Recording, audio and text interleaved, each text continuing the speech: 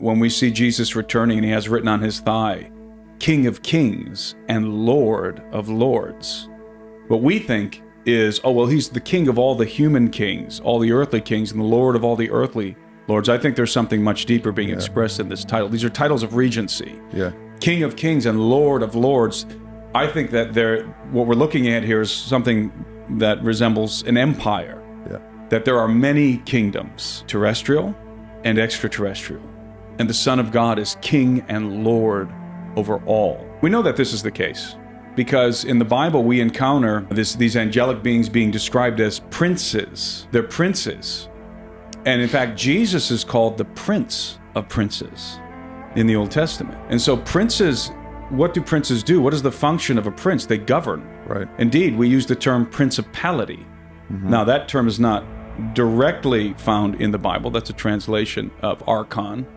But the idea is in the Bible. A principality is a realm governed by a prince. Got it. Now, there's two ways to look at this, and I think both are simultaneously correct. One is what's called a Deuteronomy 32 worldview, and the late Dr. Michael Heiser popularized this view, in which the nations were disinherited by Yahweh at Babel, at the Tower of Babel. God disinherits the nations, and he turns them over to the sons of God, the B'nai Elohi. And in Heiser's view, and I agree with this, those are not human beings. He turns them over to lesser gods, to members of the elder race. And yes, those would also be considered princes. Remember the Prince of Persia, when Daniel's praying, and there's an emissary sent to Daniel, and the Prince of Persia intercepts this emissary. I believe it's Gabriel. And Michael has to intervene. Come save him, yeah. And so there's that princes in that sense, that there are non-human princes on earth, but I think it's bigger than that.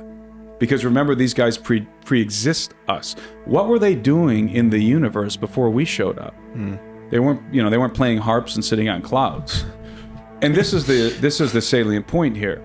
When you talk about the elder race, when you talk about these exceedingly intelligent beings that pre-exist us, what we're talking about is a civilization, an extraterrestrial civilization. That they were governing.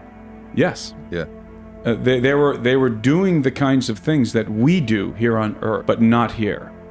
And this is sort of a qualm that people have when they encounter my work because, again, from the anthropocentric perspective, the human-centric perspective, it's difficult for people to accept within the biblical worldview the concept of extraterrestrials. They think that is some sort of a secular, or they think that is for whatever reason a secular worldview. It's not really associated with a biblical worldview, but it is absolutely a biblical worldview.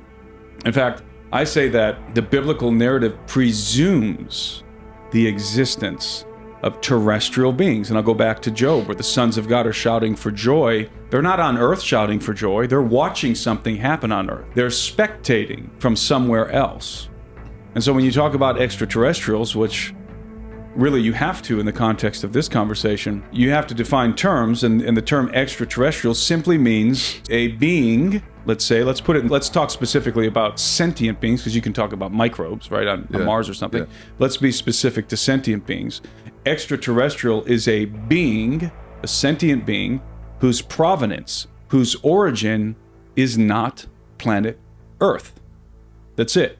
That's what an extraterrestrial. So then if we consult the biblical narrative and we ask the question, does the biblical narrative confirm the existence of extraterrestrial beings? The answer is unequivocally yes. Yeah. Unequivocally yes. Well, then that means that there are extraterrestrial worlds. There must be.